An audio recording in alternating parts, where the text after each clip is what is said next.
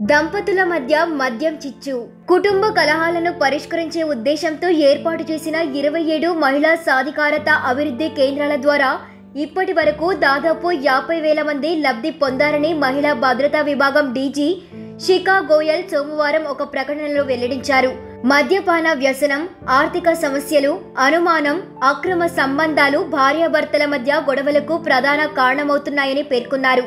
బాధిత మహిళలు పోలీస్ స్టేషన్ను ఆశ్రయించాక కేసు నమోదు చేసుకోవడానికి ముందు అసలు సమస్యను అధ్యయనం చేసి సరైన పరిష్కారం చూపించి భార్యాభర్తల మధ్య సయోధ్య కుదిరిస్తే కాపురాలు నిలుస్తాయనే ఉద్దేశంతో హైదరాబాద్, సైదరాబాద్, రాచకొండ కమిషనరేట్ పరిధిలో CDEWలు ఏర్పాటు చేశారు.